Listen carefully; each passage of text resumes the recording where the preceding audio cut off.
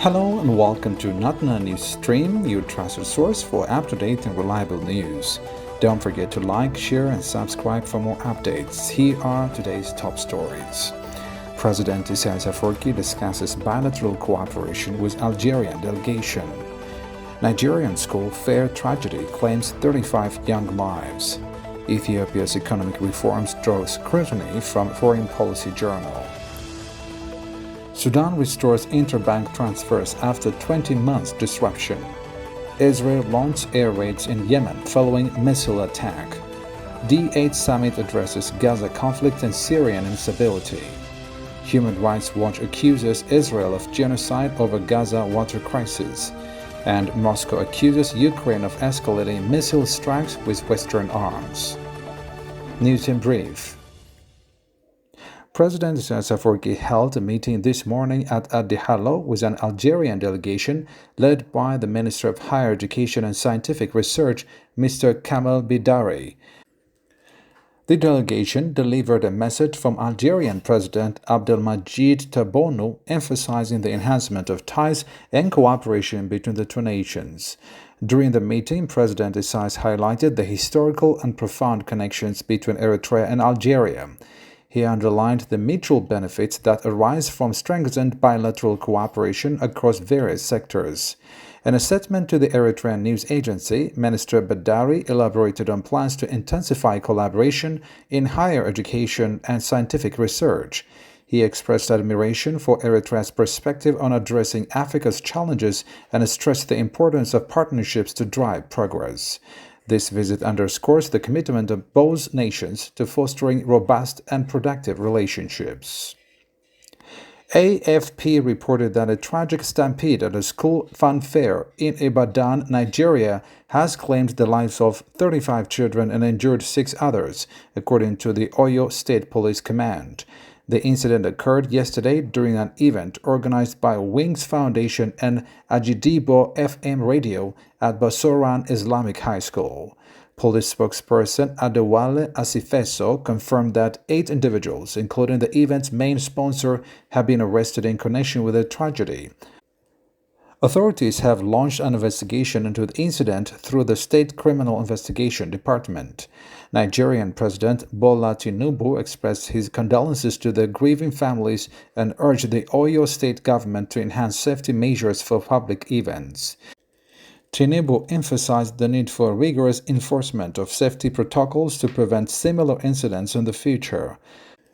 This devastating event has prompted national discussions on safety regulations and accountability for organizers of public gatherings. The US-based Foreign Policy Journal has criticized Ethiopian Prime Minister Abiy Ahmed's economic policies, describing them as precarious and exclusionary. The publication highlights the displacement of residents and businesses due to redevelopment projects which prioritize aesthetic and commercial interests over local livelihoods. In July, Ethiopia's central bank floated the birr, its currency, and opened various economic sectors to foreign competition. These reforms have sparked debates on balancing growth with inclusivity and stability. Sudan Tribune reported that after a 20-month suspension due to ongoing conflict, Sudan's Electronic Banking Services (EBS) has announced the restoration of interbank transfers. The service now enables secure and efficient transactions via mobile applications, enhancing banking experiences for citizens. This suspension, which began in April 2023, disrupted financial systems nationwide.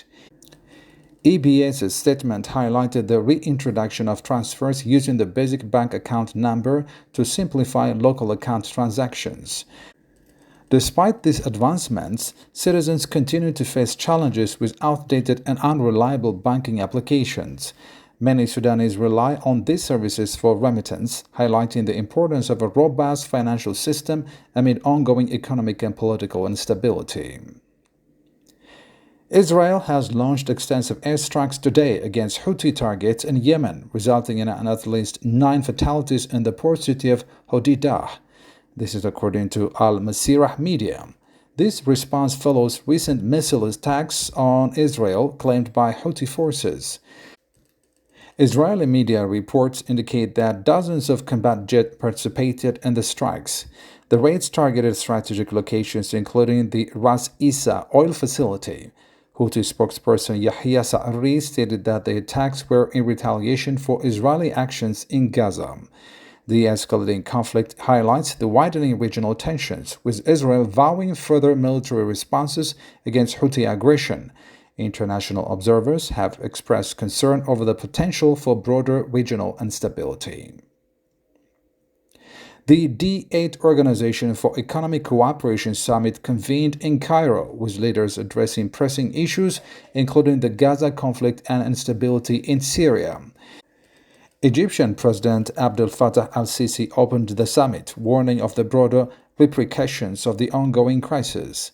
Turkish President Recep Tayyip Erdogan emphasized the importance of unity and recovery in Syria following recent developments. He called for restoring territorial integrity and fostering peaceful coexistence among diverse groups. The summit's discussions reflect the urgency of addressing regional conflicts and their economic and political impacts. The D8's commitment to collaborative solutions underscores its role in promoting stability and development. Human Rights Watch has accused Israel of committing acts of genocide in Gaza by obstructing access to water and sanitation. The organization's report highlights deliberate damage to infrastructure and restricted humanitarian aid, resulting in thousands of deaths. Israel rejected Human Rights Watch's findings as propaganda, citing its ongoing efforts to facilitate water and aid delivery. The report draws on interviews, satellite imagery, and expert analysis, alleging a calculated policy of deprivation by Israeli authorities. This accusation has reignited international debates on accountability and the humanitarian crisis in Gaza. Calls for independent investigations into the claims continue to grow. Russia's defense ministry has accused Ukraine of escalating missile strikes with Western-supplied weapons. This is according to Reuters.